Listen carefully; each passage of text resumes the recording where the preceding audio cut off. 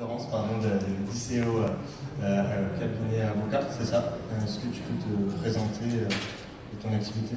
Oui, donc rapidement, Florence Monteil, cabinet ICO avocat, donc je suis spécialisée en droit du travail et donc on est associé, je suis associée avec Diane Lemoine et on intervient sur ces problématiques RH et notamment l'intégration de l'IA en entreprise. Ok, top, merci Florence. Et on retrouve aussi Hugo du coup de Wira Consulting. Est-ce que tu peux te présenter? Oui, bonjour à tous. Bonjour à tous, merci déjà d'être présent et présent dans la salle. Donc Hugo Pereira, donc consultant RH pour Wira Consulting. Donc, notre spécialité c'est d'accompagner le collaborateur dans son cycle de vie dans l'entreprise et sur les sujets de transformation digitale, donc soit SIRH notamment ou LMS pour la formation, ATS pour le recrutement. Top. Et je me présente rapidement, Nicolas Perrichon, moi je suis dirigeant de Coequipia, une structure où on aide à la réussite des projets IA en entreprise. On a deux spécialités. La première, c'est un logiciel qui permet d'améliorer l'onboarding et la montée en compétence des collaborateurs via l'IA. Et la deuxième, c'est vous aider en tant que dirigeant RH à pouvoir identifier tout simplement comment l'IA peut être pertinente chez vous et tout simplement pouvoir développer les solutions spécifiques pour vous. On va voir pas mal de sujets pendant cette conférence, aussi bien les responsabilités qu'on a en tant qu'employeur, RH, employé au niveau de l'IA, toutes les questions d'éthique, d'humain, comment bien communiquer, avoir une stratégie claire en IA, on va parler de comité IA aussi par la suite, et comment l'IA aussi est un vrai levier, aussi bien pour la fonction RH que pour toute l'entreprise au final. Ce que je vous propose, c'est de pouvoir interagir avec nous pour que ça soit un peu plus sympa, de pouvoir lever la main si vous avez des questions pour interagir ou des remarques. On essaiera de prendre tout en compte. Ce que je vous propose, c'est de pouvoir commencer à comprendre comment et pourquoi l'IA est vraiment importante dans le rôle des RH et qu'on n'est pas juste spectateur en tant qu'RH, mais vraiment acteur de ce rôle-là. Hugo, déjà, est-ce que tu veux commencer pour évoquer, selon toi, déjà ton point de vue sur pourquoi les RH ont vraiment un rôle important? Oui, alors l'IA est capable de beaucoup de choses. Ça peut être de l'automatisation de tâches, de la maintenance prédictive par exemple, notamment. Ça peut être aussi des assistants, des chatbots virtuels. On le sait que du coup, ça touche l'ensemble des corps de l'entreprise notamment. Et donc le rôle du RH est assez central. Il reste stratégique, humain et éthique. L'objectif, c'est de pouvoir conserver du coup ce rôle humain et que vous puissiez garder le contrôle, comme monsieur l'évoquait, ne pas le subir, mais plutôt du coup accompagner ce développement. On le sait dans les différentes équipes des entreprises, malgré le fait que peut-être vous n'avez pas de comité IA, beaucoup de vos salariés utilisent peut-être l'IA dans le dos. ChatGPT, ça peut être Mistral, ça peut être différentes solutions pour s'aider au quotidien. Et c'est pas toujours évident de cartographier, de savoir qui l'utilise et de prendre ce sujet en main. Et donc du coup, le RH a vraiment un rôle clé, donc notamment en termes d'architecte du changement. L'idée est d'anticiper aussi les impacts que ça peut avoir sur les différents métiers, sur les parcours, sur les propositions de formation aussi que vous pouvez faire à vos collaborateurs pour que lorsqu'ils puissent augmenter et monter en gamme dans leurs tâches quotidiennes, ils puissent aussi avoir accès à des formations adaptées. Le deuxième rôle, je dirais, du RH dans le lien avec l'IA, c'est être garant de l'humain. C'est-à-dire qu'aujourd'hui, l'IA va vous permettre de digitaliser un certain nombre de processus, un certain nombre d'outils, mais vous, en tant que RH, l'objectif aussi, c'est de conserver ce rôle humain, donc c'est-à-dire adapter le rôle, notamment dans la créativité, garder ce côté esprit critique, garder des moments conviviaux et de cohésion d'équipe. C'est aussi vous, en tant que RH, d'être garant de ces sujets-là et de bien apporter ces temps que parfois, avec les outils digitaux, on peut avoir tendance à oublier. Et le dernier point que je voudrais souligner, c'est aussi s'assurer de l'éthique, notamment, on a parlé tout à l'heure des algorithmes, notamment sur le recrutement avec les ATS, et c'est vrai que c'est des points qui sont importants aussi à souligner. Aussi en termes de protection des données notamment, qu'est-ce qui est mis en place, les outils que vous mettez en place dans les entreprises, est-ce que la protection des données de vos salariés est assurée? Donc c'est en général quelque chose qui se fait en binôme avec vos équipes SI.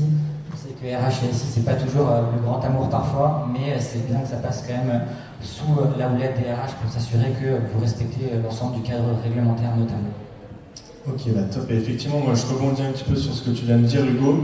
L'importance de mobiliser les équipes en interne, c'est vraiment le point central. Tu as un petit peu évoqué l'importance des comités IA, on va en reparler tout à l'heure. C'est vraiment en fait des réunions qu'on va pouvoir faire entre différents pôles, justement RH, SI, mais on a plein de managers aussi qu'il faut embarquer dans cette partie-là. Une façon d'embarquer justement ces équipes, il y a la formation IA, donc c'est généralement le premier niveau, la première étape qu'on va pouvoir faire. Ça peut être de l'acculturation, tout simplement leur montrer comment prompter facilement les bases et quelques outils qu'ils vont pouvoir utiliser dans leur quotidien. Et puis après, on peut aller plus loin pour les personnes qui ont envie de pousser la chose avec des formations plus techniques ou alors tout simplement faire des formations par pôle d'entreprise, les RH, les techniciens, pour que ça soit vraiment plus métier. Est-ce que Hugo, tu veux exposer par exemple quelques exemples de tout ça? Oui, tout à fait. Ça peut être aussi un moment pour vous de revoir vos processus et à quel moment intégrer l'IA. Je sais que nous, on accompagnait récemment une entreprise dans le domaine de la métallurgie dans l'ouest de la France. On a reposé tous ces processus à plat, que ce soit les processus marketing, de production, les processus RH au niveau du recrutement. Et on s'est interrogé avec du coup le dirigeant et la DRH à quel moment on pouvait intégrer l'IA pour faciliter le quotidien et choisir quel outil était les plus adaptés pour répondre aux besoins. Donc on a évoqué tout à l'heure, par exemple, l'assistant de marketing a pu du coup faire un peu de communication sur les réseaux sociaux grâce à l'IA.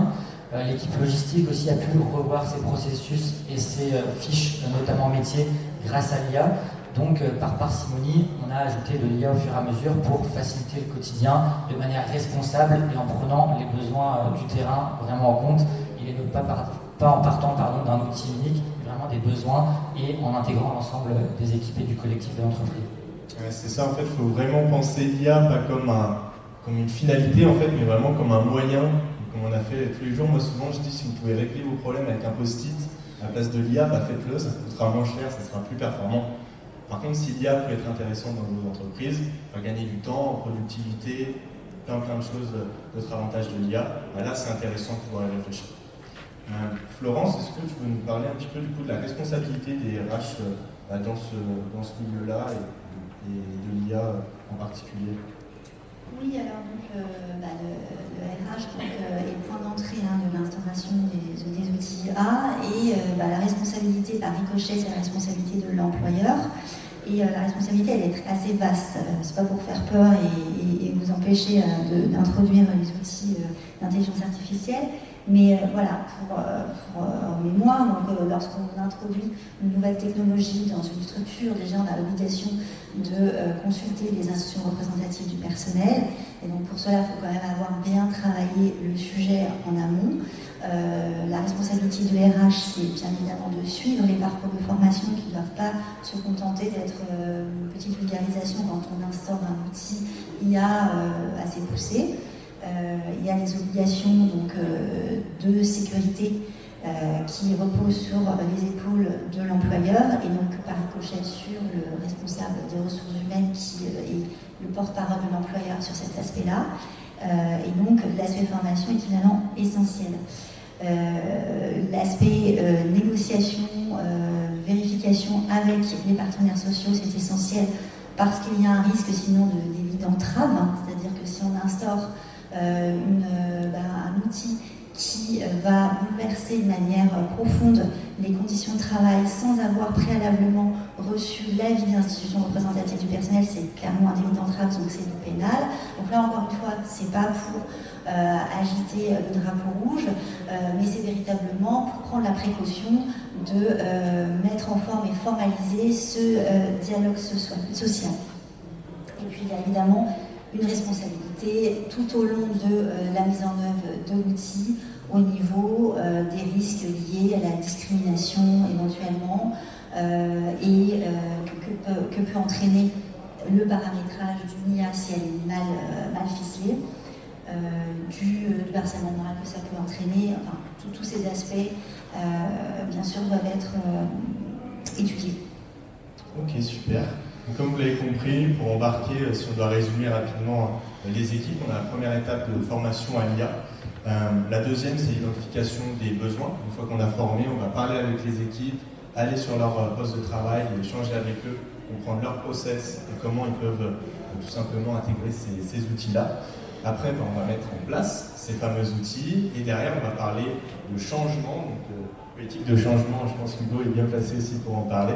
Donc, c'est le deuxième thème qu'on va voir ensemble juste maintenant.